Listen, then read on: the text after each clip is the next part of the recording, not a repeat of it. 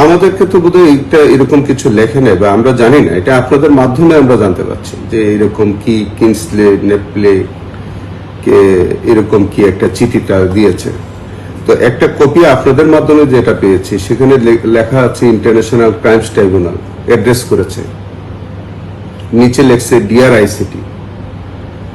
তো একটা abstract person কে ডিআর আইসিটি বলা, তারপরে ইন্টারন্যাশনাল ক্রাইমস ট্রাইব্যুনাল কে, অ্যাড্রেসটা কি, একটা যদি এটা লন্ডন ভিত্তিক কোনো ফার্ম যদি হয় তাহলে তো এই জাতীয় ল্যাঙ্গুয়েজ তো ইউজ করার কথা না। এটার কোনো ওয়েবসাইটও তো আমরা গিয়ে এটার কোনো অস্তিত্ব খুঁজে পাচ্ছি না। ট্রাইব্যুনালে যখন বিচার চলছে, অনেক শক্তিশালী মানুষের যখন বিচার চলছে, তখন এই জাতীয় কিংসলে নানান মানে প্রতিষ্ঠানের নাম দিয়ে আমাদের সংবাদ মাধ্যমকে বিভ্রান্ত করার জন্য একটু জনগণকে এটা দৃষ্টিপাত করানোর জন্য এরকম কার্যক্রম এটা থাকতেই পারে। তবে আমার মনে হয় যে এগুলো ভিত্তিহীন বিষয়। মৃত্যুদণ্ডপ্রাপ্ত কারো এরকম করার সুযোগ আছে কিনা? কিচ্ছু সুযোগ নাই, কিছুই সুযোগ নাই। উনি কি করে ওনাকে এই ফার্মকে উনি এঙ্গেজ করবেন?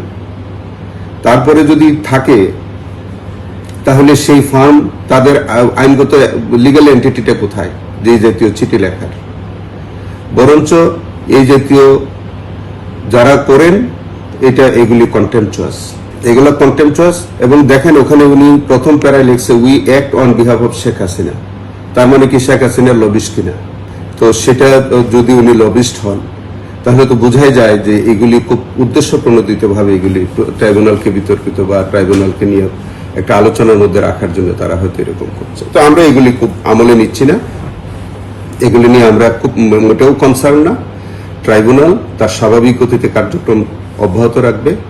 আমরা যারা প্রসিকিউশনে কাজ করছি আমরা এগুলি নিয়ে আমাদের কথা বলা বা চিন্তা করার সুযোগ নেই, সময় নেই।